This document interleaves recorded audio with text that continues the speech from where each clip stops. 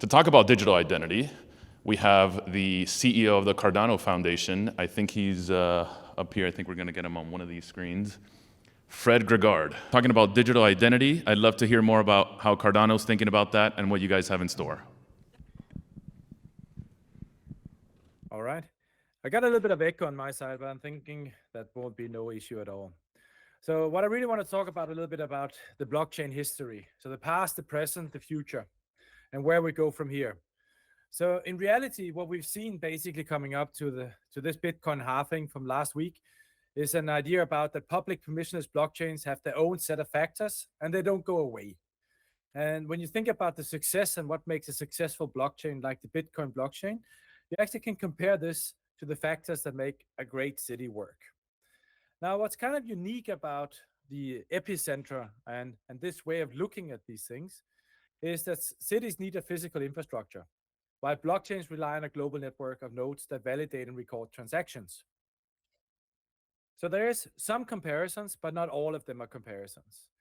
Most of you probably heard about sort of this idea that we went from Bitcoin with proof of work to proof of stake with Ethereum, Cardano, and others has been quite famous in terms of pushing.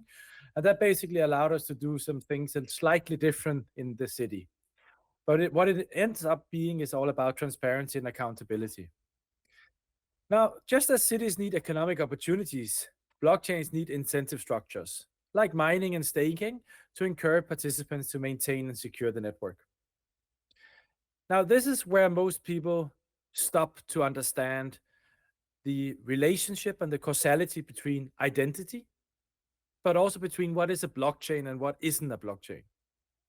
And what most people don't understand is that if you have a huge city with no inhabitants, that city would wither and die and become a ghost city. Now, if you have a huge city with loads of population, but not a very good infrastructure, the city would wither and die.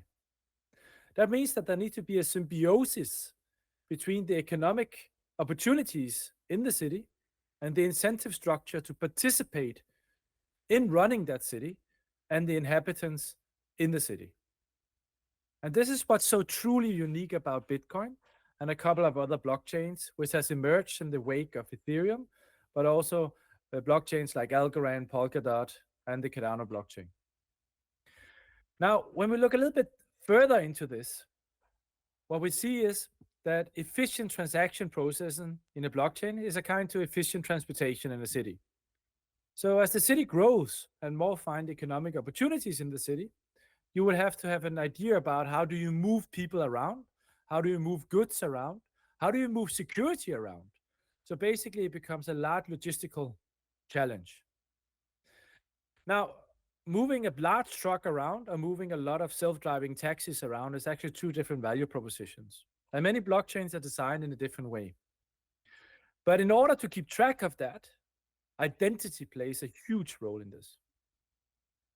As an example here, because a lot of people speak about transactions per second, and it's all about being faster, faster, faster. And we try and compare these so-called blockchain networks or these very vibrant cities as I'm trying to talk to you about today. Because Web3 is a city. It does not live without humans, and it does not live without blockchain, or it does not live without technology. And that means that you need to have this symbiotic relationship between the people who find economic opportunities and their livelihood in the city and the infrastructure. But as an example here, right, the Bitcoin first generation had about 50 bytes, which they could put into one transaction. On the Cardano blockchain, we have about 16,000 bytes. As you can see sort of in the difference here, right, that is the difference between a short text message and, a whole book, right? And that means that when you only look at some of the superficial amounts, it's not sufficient that we actually look at how many transactions per second, but it's also not sufficient that we look at how much data it can cope with. It is really around how these social economic models are working within the city. Now, blockchains rely on cryptographic techniques and security protocols to ensure data integrity and protect against malicious actors, much like a city does, right? So we've seen again and again, I've just arrived from Dubai last week, right? And we saw there was a huge problem there around flooding, right? Because there was no sewage systems, right? And straight away, people start talking about, oh, hold on a second. Is this cloud seeding? or is it nature? And they'll probably be discussing that for quite a while. If this is cloud seeding gone wrong, right? This could be a malicious actor. If it's nature, well, it's just nature, right? But actually, it doesn't really matter if it's nature or cloud seeding gone wrong. What matters is that there's different attack vectors who can slow down the infrastructure. And again, this is one of the places where identity plays a role. And I'll come much further back and deep into why identity is such an important role wherever you operate. Now, because the blockchain without citizens has no value, none whatsoever, it needs a well-informed community. And one of the things I paid a lot of attention to when I had to pick a new place for my family to live is that there needed to be a local library. Because one of the things we've seen on the internet is that the internet has about zero cost for publishing data. That means that there is no punishment for publishing wrong data. Neither does it cost you money to publish the data, nor does anybody come after you if you publish something who's wrong. They just say, this is the liberty of speech, And that means that the incentive models of wrong data is more powerful than the incentive models of right data, censored data. But who decides what's right? And what's so powerful with a library is that library today still exists in physical shape. It is moderated. There's a panel of authors, or there's a panel of librarians who says, I want that book, but not the other book.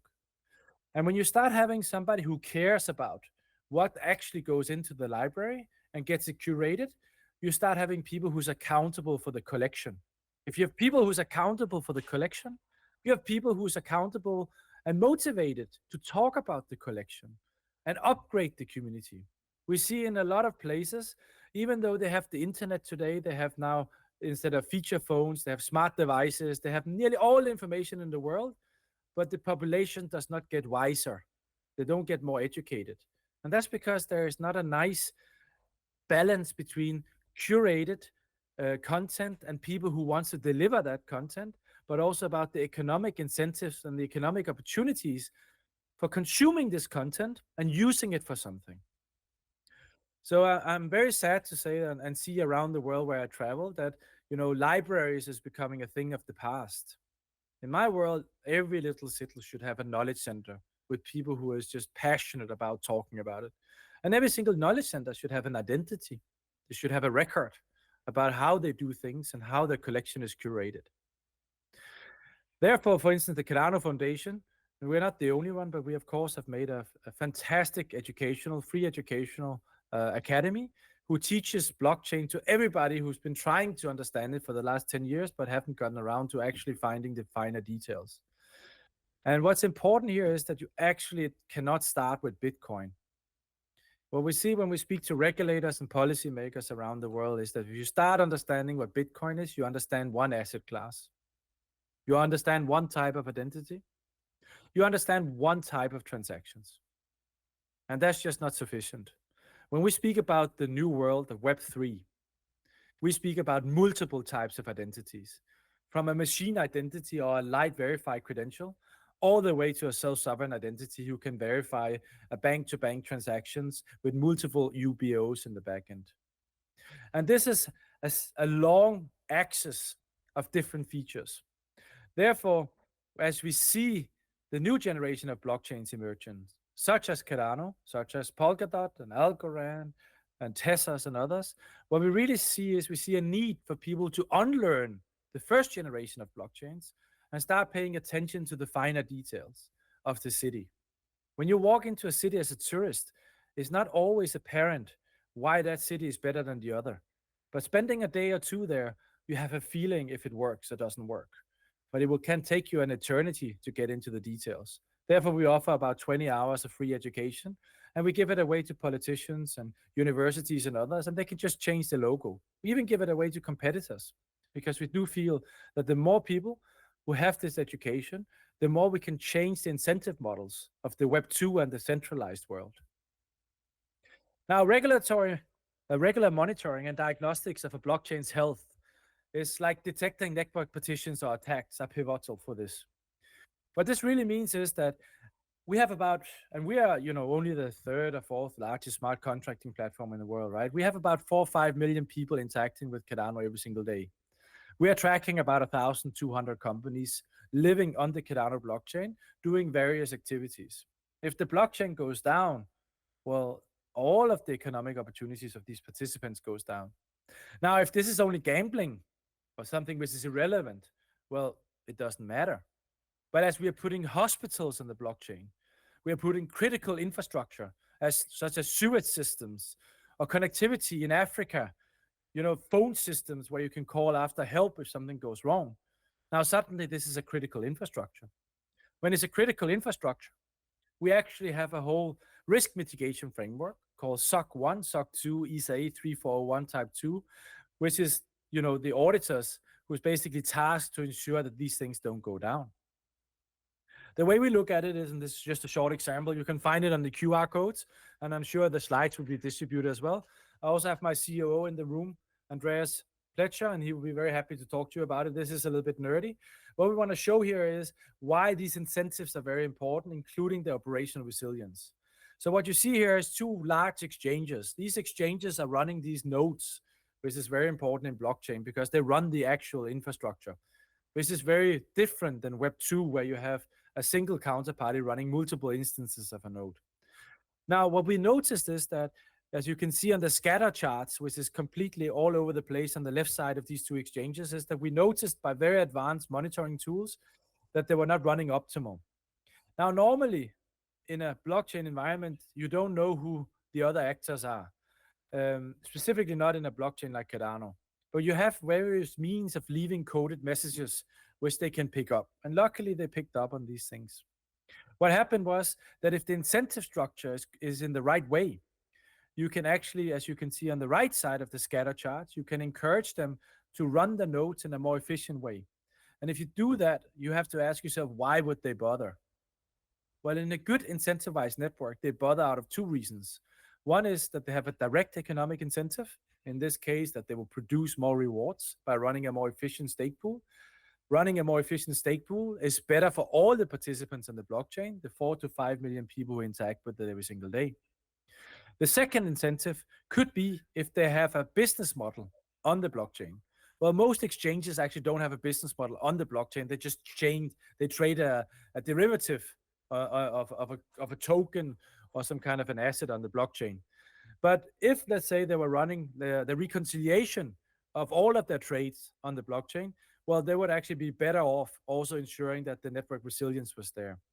So these incentives is alpha omega. So whatever you do in a Web3 world, always ask yourself, if this was a city, would you take your kids and your family and move there? Is there a job to be had? The people who's teaching you, do they get the proper salary? You need to figure out this circular economy, not just from an economical, but also from a sustainable perspective. Now, the success of these blockchain often hinges on a strong engaged community, as I alluded to again and again and again. And I think this is where open source really changes the operating model of blockchains. Most blockchains speak about open source in terms of security. We have public code. You can go in and verify the code. You can run the code on a local server, and you can see if there's any, malicious activities, if there's any loopholes or any places you can attack.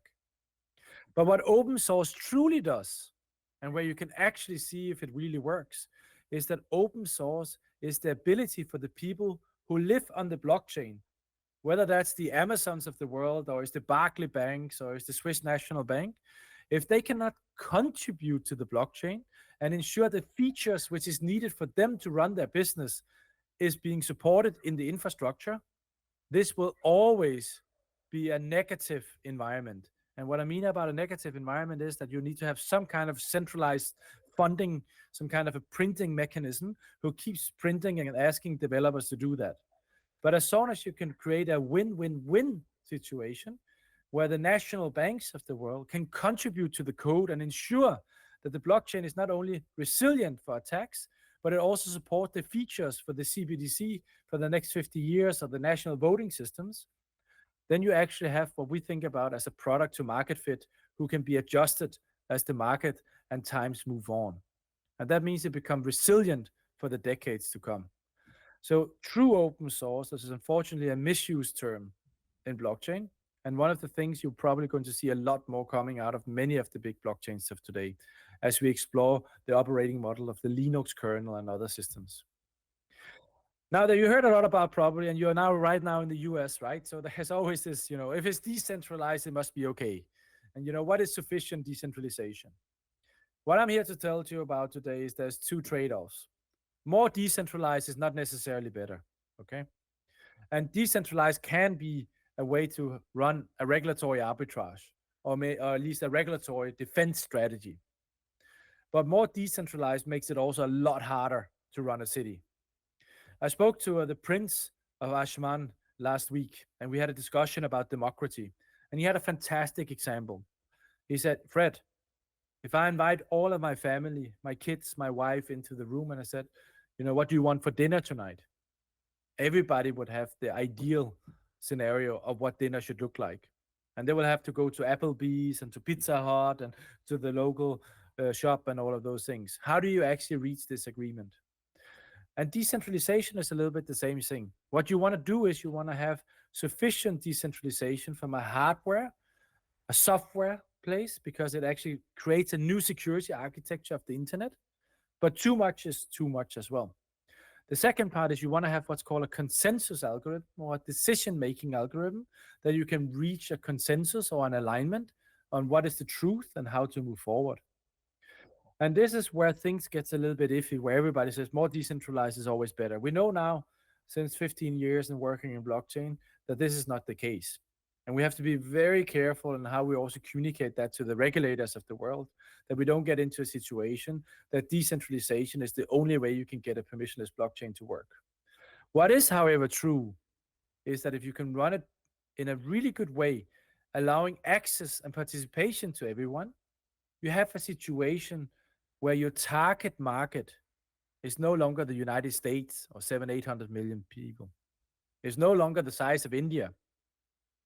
But you can now add somewhere between 1 billion to 2 billion people in your acquisition model, whatever business you run.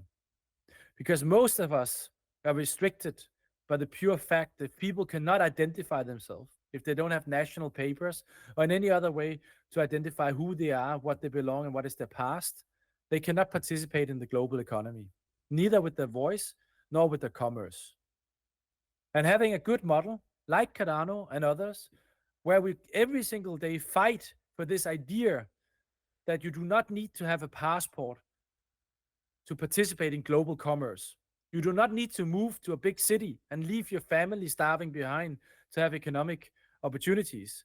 I think this is essential, as we just have to realize that we will not be in a situation where we accept identity and identity will be given to all inhabitants of the spaceship we call Earth.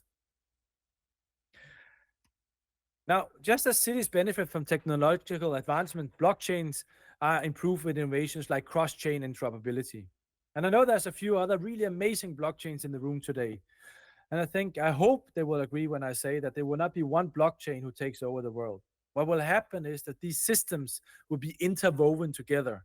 And there will be trade-offs where you have certain industry models who fit better into one silo and others into another. But only by our ability to connect Web3 with the off-chain world, we will see a true growth of the potential of what Bitcoin from many years ago put into their white paper.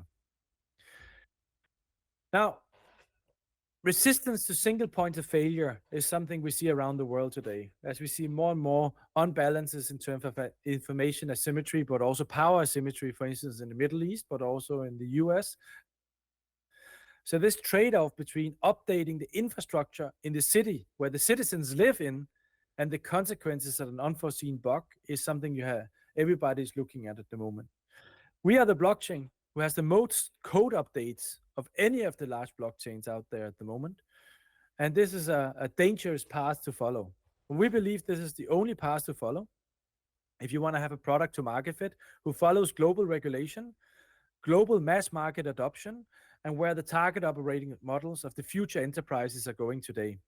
But it does also require that we go slower, we go more methodically, and we go with an academic peer-reviewed process. This is a picture back from 2003. For those of you who are as old as me, you probably remember that in 2003, there was a random person in Nebraska who's been maintaining a small part of the global internet since 2003. And suddenly one day he just decided this is enough. He didn't get any money for it. He just did it because he just liked to do it. And suddenly Twitter was an attack vector for identity theft for everybody who had a Twitter account. And this was really, really used. And it was a very scary moment because suddenly we realized that nearly all of the internet stood on one code repo around identity, and this was now a broken repo. So the ability to keep monitoring this as blockchain and Web3 become a critical infrastructure is really one of the places we need to pay attention. And one of those attack vectors, but also one of the large benefits, is around identity. So I know I talked about a story today about a good blockchain can be like a city with economic opportunities, with schools and libraries, with police, but also shops and trade and commerce. For those of you who is a little bit more, just want the big and fast points, what I'm really speaking about is that a good public blockchain is really truly needed today due to insecurity of the internet's construct of today, but also due to the macroeconomic opportunities. So when people say that to protect liberty, freedom of speech, and the way of society, we need to control this, I think it's much more important that we create systems where not one actor can change the rules based on a political way of thinking or based on a decade of power or a certain attack vector which is being used. This will allow us to have securely transactions, a decentralized network, open participation where everybody can participate, no matter where you are. This creates a larger target market, and it creates an opportunity for everybody around the world to have a voice. Immutable ledger and global and borderless, as I spoke before, is really important. That brings us to the present. So most places where I travel the world, they always think about blockchain as being financial markets. It's about tokens and meme coins and Bored Ape and all of those beautiful things. I took a snapshot of the Cardano blockchain the other day. And besides all of these prices and all this banking you can see here, on the left side, what's really interesting is that the largest token or the largest target operating model or the largest set of citizens living on the Cardano blockchain is actually an AI company thinking about decentralized AI and large language models and how we can actually give that away to the global population without having a centralized control of that. The second largest is a telco provider. There's very large aerosol balloons up in the air, and there's actually one about 600-700 miles from you right now, who actually hangs just like 3/4 below the Starlink satellites and allows the local community there to participate in an economic model where they can basically create Wi-Fi and telco provision to people who don't have access. Obviously, this is targeted for Africa and other places, but it's just around the corner. We do have a meme coin. There's some cloud services. There's lending and borrowing, there's gaming, there's book publishing, there's compute powers, there's DEXs and synthetics, right? So what we see going from Bitcoin, we saw that Bitcoin does not go away if you have the right incentive models and you think about it as a good and functioning city. But what we see now is that blockchain third generation is so much more. It is multiple industries, which is merging and finding value in a new security architecture, in a larger target market than ever before. And it can still merge and match with local and global regulation. So what's the next step? What brings us into the future? It's basically four things. The way we think about the future is that the next step for third generation blockchains is going to be 1 billion people getting the utility of a blockchain, but not even knowing they're on the blockchain. The four steps who needs to happen for this to work is the number one, digital identity. When we think about digital identity, as I said earlier, this is both a way we can protect data. We can ensure that if we rely on data or rely on a sign-off or a digital handshake, that we actually know that this is the people who has the authenticity to do so. But it's also a way to secure data and who you are. We work with multiple digital identity models, but across all public permissionless blockchain, we just have to be very honest and say that we're still in the early stages. We've adopted something called CARI. CARI stands for Authenticate Chain Data Containers, ACDC. And what that basically is since 2018, all banks and everybody in the financial market who needs to do paper trading against each other, they uses this. This is under something called the Legal Entity Identifier. What it proves is that we actually have the ability on a global permissionless blockchain to use exactly the same identity system as Goldman Sachs uses when they trade with a global hedge fund. Even when it goes to court, this is the cryptographic way of actually, ensuring from a smart legal or even a normal classical legal contractual framework that the counterparty is who they say they are. Now you can anchor this in a private instance. You don't need the blockchain, or you can use the blockchain. Coming back to what I said before, a city alone is not worth a lot, but a city connected to multiple city states, that's where you actually get the scale of the human people, but also of production facilities and so on. I believe that we need multiple different identities, systems, from light machine identities up to very advanced identity schemes. These need to be interoperable through Web 2 and Web 3. They cannot just be one blockchain do their own thing and then we hope everybody follows, because we saw how digital identity was rolled out in many countries and how it's lacking in some of the largest countries on this earth. The second thing is oracles.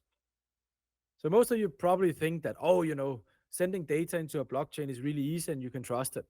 Well, unfortunately, that's not how it works. If you don't have a good identity scheme, what we've been doing in blockchain for many years is we've been trying to work around it using very advanced algorithms. So we said, okay, if you have 5 data points for the current dollar Swiss rate of today, well, the average, or if you take the mean value and you have an outlier, you can cut that away. And then we have pretty much a very secure environment where dollar Swiss has the right price.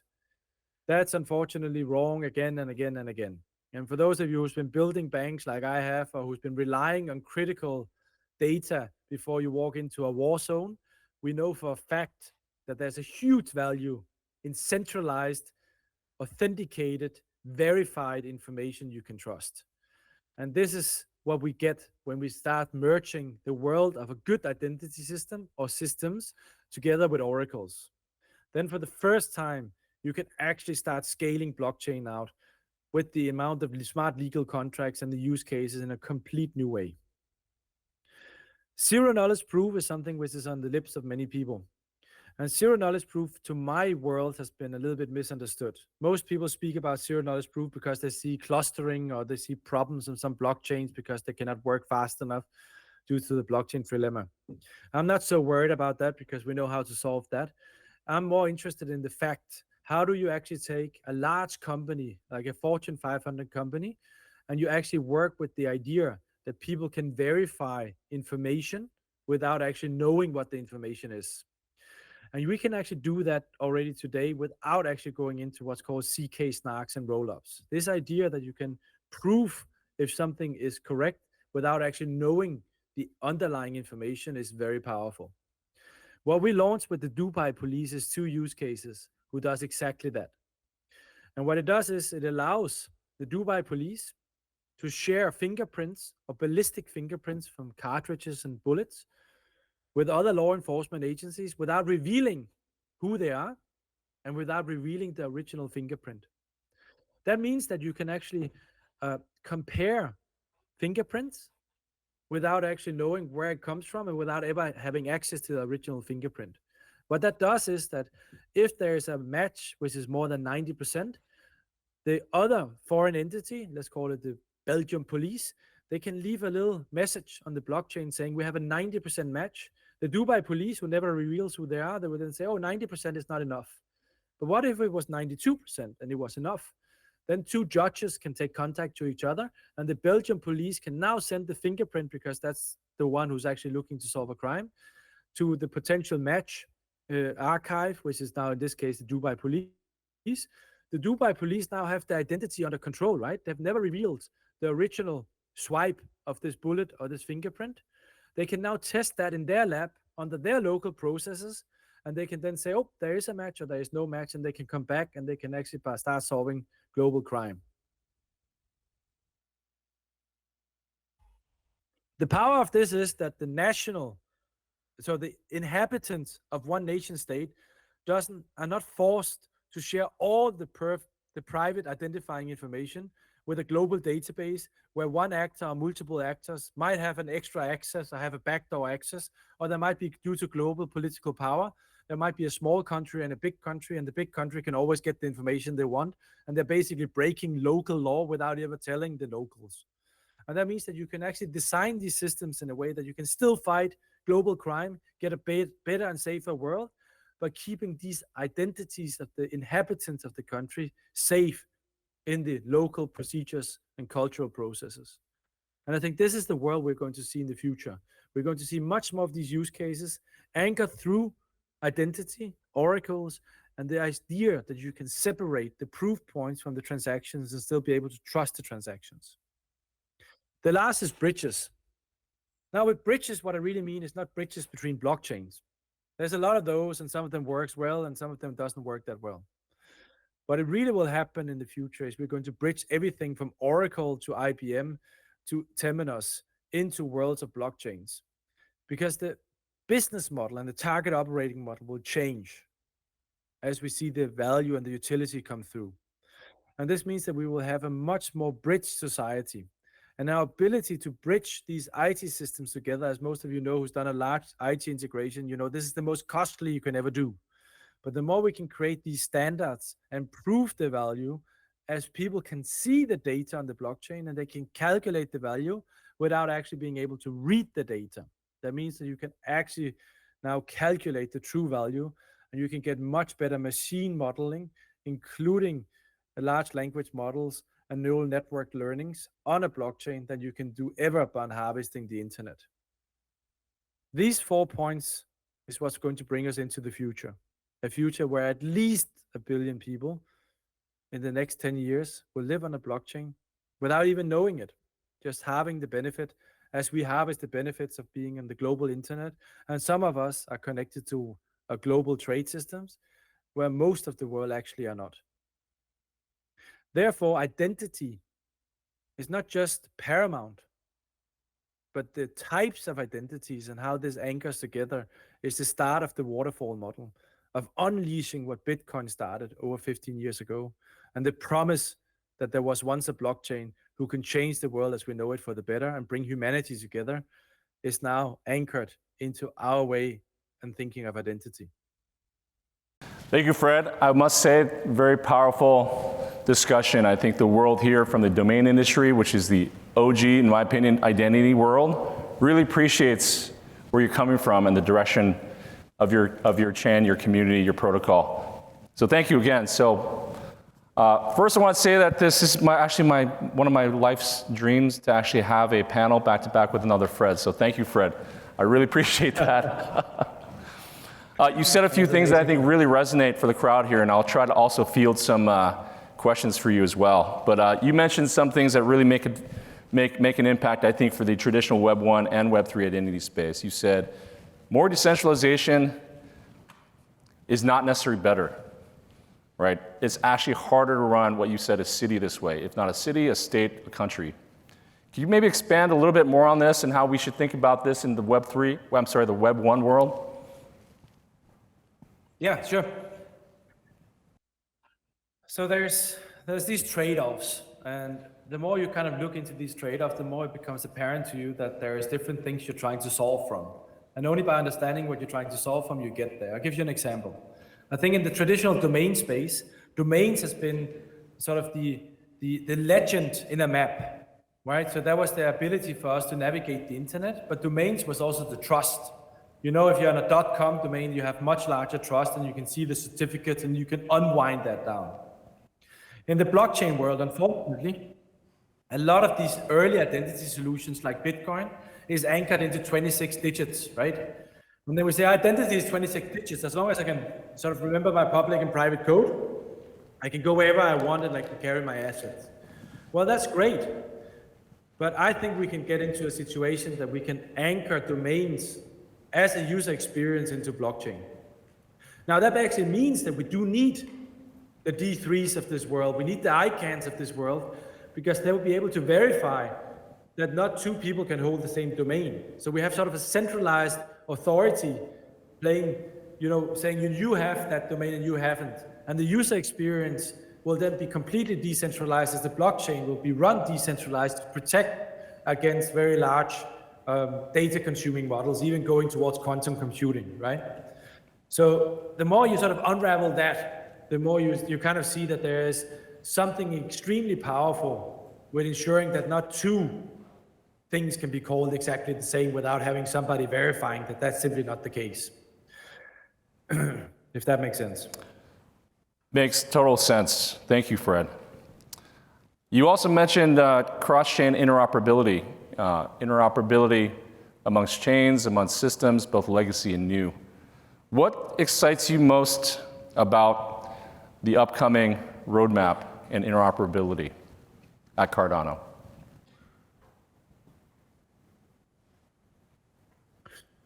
So I'm extremely boring, right? And what really excites me a lot at the moment is classical industries like concrete. I think concrete is one of the most regulated industries in the world, who has the highest carbon footprint. But if you look at where they go due to the very heavy regulation, they're super dependent on Internet of Things. If you look under the hood of Internet of Things, you see one of the largest problems you have is identity of the sensor, right? This ability that you can take over a sensor and change the data to make it conform with the regulatory pressure basically means that you have a problem in terms of pushing innovation forward. So when you can actually start thinking about how do you actually lock in the identity of a sensor, make it immutable, and verify the data on a blockchain, you actually have a situation where regulation enables innovation and allows us to actually get much better data points about how we innovate also in the future of using concrete and building concrete and new materials, even in a changing climate situation. But to do that, the key is actually identity, is actually not the sensor, because we can put a sensor into molded wood like we do in Cardano now for IKEA, right? So you can have an NFC chip in a wooden panel. You can put you can put the same kind of sensor under 10 meters of concrete, right? But if you can't manage the identity and verify the information and ensure that that's immutable, you have about zero value out of it. So those interoperability games where you bridge these really big problems, we need to solve to ensure that we can keep the climate goals and so forth. That's when I start getting excited about interoperability. Thank you, Fred. I have a couple more questions for you, and then maybe we have a few minutes to open it up for some of this audience over here. The first one is community. Communities can be users, they can be app developers, they can be enterprises. Can you give us a sense as to how you guys think about community over at Cardano? Yeah. So in the Cardano Foundation specifically, we think about four primary personas or stakeholders we communicate to and for. And the first one is policymakers and regulators. A fully public permissionless blockchain is a very, very powerful tool. And I don't know if you've seen the movie Tetris, but a big shout out. If you haven't seen it, go on Apple TV and see Tetris. Amazing movie about how Tetris was actually, founded and incorporated in the USSR, and all the problems and the things they're trying to keep it under lock, right? From a regulatory and a sort of a centralized governance perspective, right? But when you kind of look at policymakers and regulators, they actually do have the ability to ensure that we will not benefit from the innovation of true blockchains. Therefore, for us, educating regulators and policymakers about what is the innovation, the job creation, the GDP growth, and what does the blockchain actually do is the first part of what we think about community. The second part what we think about community is the classical users. What I mean about that is people who come together to build a business or to benefit from working together as a DAO or a set of people in a local village. When they start actually contributing economic scarce resources to a business model who lives on Cardano, and they play into the normal world of the social systems of the city-state or the nation-state they live in, they are the second largest or the number two of our personas, we think. And only number three is developers. And a lot of people say, yeah, that's because you have Haskell. But on Cardano, we actually do have more than Haskell. We also have Python and TypeScript and Rust and a lot of other things. We're just not so good at doing marketing about it. But you can give my COO who's in the room a big whiskey and he will tell you about the marketing plans, right? But the developers is the third. And we think about developers as twofold. One of them falls up into the enterprises. I actually already covered in the enterprises. But the one we think about when we actually think about developers is actually more the people who's going to maintain and ensure that Cardano, as we go through the different evolutions of human evolution, as more and more AI is present, and who knows who comes and visits us next time, or if Elon Musk is successful to go to Mars. You know, these blockchains, if they have that many use cases, cannot stay stagnant. But that means that you need to adapt the actual core infrastructure as we go along. So think about the people who plan the sewage and the internet connections and the map of the interconnect connections. We need to ensure that we appeal to them, they contribute, and that we have the sharpest and most interesting people there. That's the third. And I think that's really important. And the fourth is the stake pool operators, or miners, bakers, and tasters. It's called different things. On Cardano, we have about over 3,000 unidentified individuals or companies who run the actual blockchain. And for us, it's extremely important that A, we have not identified them and we don't have a map of them, but it's extremely important that we work very closely with them in order for us to monitor the global network stability, but also ensure that they actually have the right incentive models to keep minting blocks and keeping Cardano up. Cardano has been up for more than 2,000 days. There's only one IT architecture or infrastructure I know of in this world who has the same uptime as Cardano or better, and that's the Bitcoin network. I've been building banks for 20 years, and we took the core banking down every 2 weeks at least to patch something.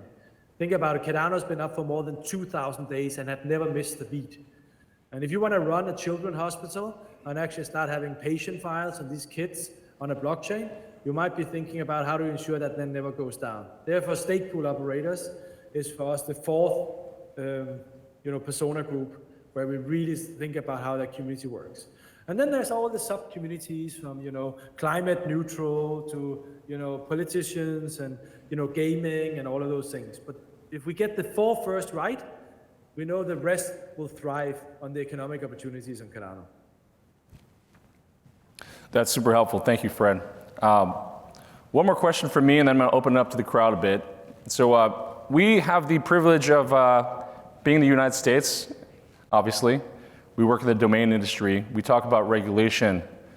We understand that Cardano, you guys are basically global. Can you give us any advice from your point of view, how we as American-based sort of identity companies working in and around blockchain should think about?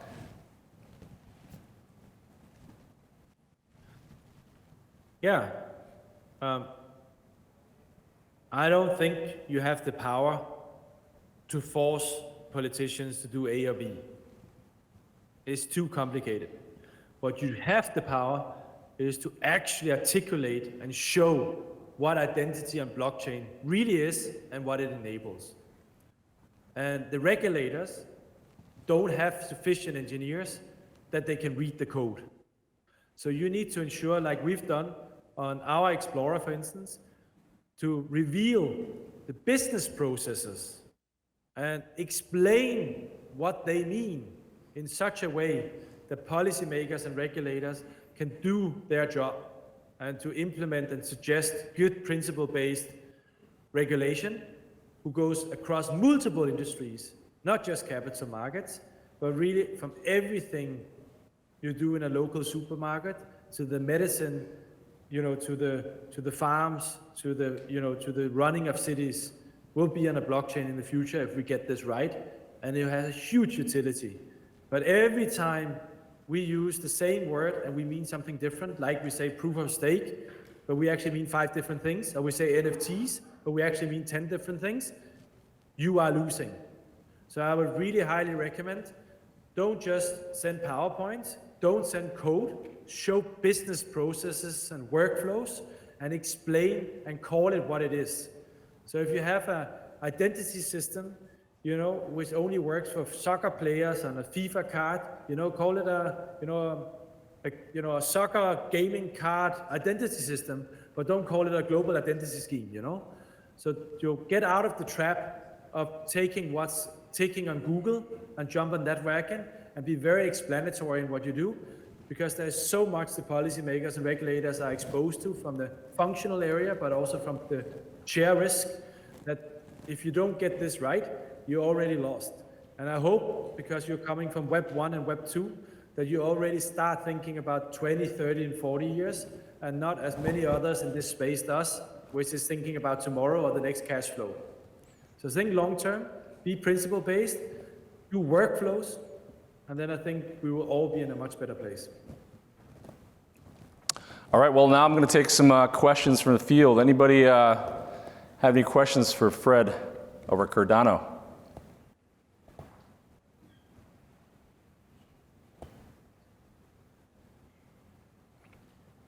Got one over here.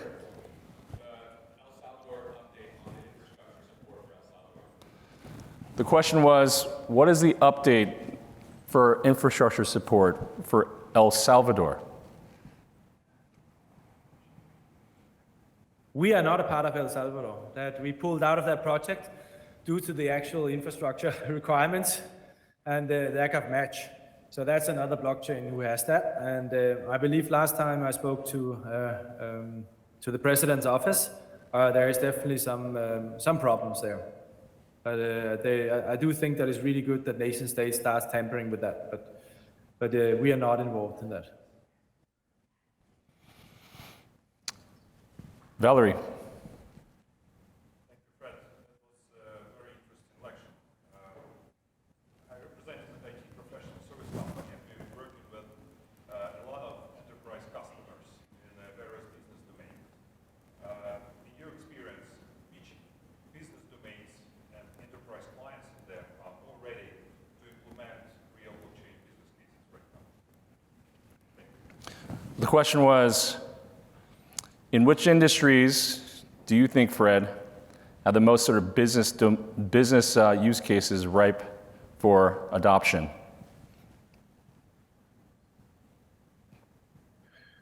So ripe is if it's born digital and dies digital, which would be capital markets, gaming, and those things. If you do that right now and you put too much focus on that, you will lose the long fight. What will make the biggest difference for the world as we see it today, we'll start thinking about track and trace, supply chain, and world trade. So if you look at what the World Trade Organization right now is doing in digitizing contracts into a set of 7 standards and ensuring that, for instance, the lower Caucasus rails, so the transport between China and Europe and so on, is supported through these more standardized things, that's where you will get the biggest real impact, and you will get the best regulatory clarity going forward. So I would say it is about taking the difficult fight right now, which means you need 2 things. You need a good blockchain, and you need a good adjacent technology. Whether that's a QR code that's on the screen right now, or whether that's a chip or carbon-based microdynamons or whatever that is, but you need 2 technologies to come together and unlock some of this global trade. So as you can hear, I'm very much advocating to move away from financial markets because you will get them anyway, and they're always a slow adopter. Yeah, I love the AI, the decentralized AI app that you put up on the chart too. That was really interesting. Any other final question for Fred? Got one from Karen. Thank you. Hi. So I'm pretty new to this whole concept, and I was going to ask you a question about AI, and I still will, which is, do you foresee using AI in Web3 for capturing data? And I know this is a very broad question because you talk about commodities like concrete and other industries like that. Do you foresee that use? Yeah, but I'll go one step deeper, right? And I think this is where some of us have some worries, right? The way we train large language models and neural networks today, without being too specific, is that we don't actually understand how the conclusion comes out of the neural network, because we're imitating how the brain works without actually understanding how the brain works. And that's also why a lot of global financial regulators does not allow large language models on decision making for investments or in other places which is core to their regulatory activities, right? So I think one of the issues we're seeing, as I mentioned very early in my presentation, is that there is no punishment for uploading wrong information on the internet. And that means that these large language models will not be able to tell what's right or what's wrong, but it will just be able to try and predict what is the most likely outcome you as a human will accept. And as these models gets better in argumenting, so going back to the old Greek, the whole idea about how to make a proper argument, it has to have a start and end, a rational and so on, right? You will not be able to tell the difference between what's right and wrong anymore. And what you see on a blockchain is the exact opposite. Every time you add data to a blockchain, you have to pay the blockchain something. That means that there is a negative incentive model for uploading inaccurate information. So what you're going to see is two things. You're going to see more models being trained on blockchain-based data, as we see these large language models are hallucinating more and more as they become much more adapted across the population. And you will see that this ability that you cannot just brutally force a blockchain to change its consensus if it's correctly constructed in a large community. You would see that this would be one of the last bastions of defense against truly powerful AIs. So you will see two things here, right? You will see actually the machine learning on blockchain will supersede what you have today and will probably even be regulatory mandatory. And you will see blockchain being used as one of the last bastions of defense towards generative AI. I hope that was not too deep, but it's a very interesting topic, and the fight is on. Makes sense. Thanks, Fred. Well, I think that wraps it up. I appreciate the time, sir. I know it's evening your time, so everybody, please thank us for Fred over at Cardano.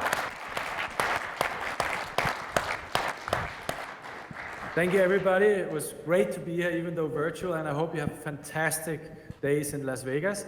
And I'm really happy with what you do, because you are really, as I said before, you are taking the right fight right now, because domains is a type of identity which is going to unlock a larger target market and a lot of use cases. So thank you very much for having this conference and for pushing this topic. Super important. All right, thank you, sir.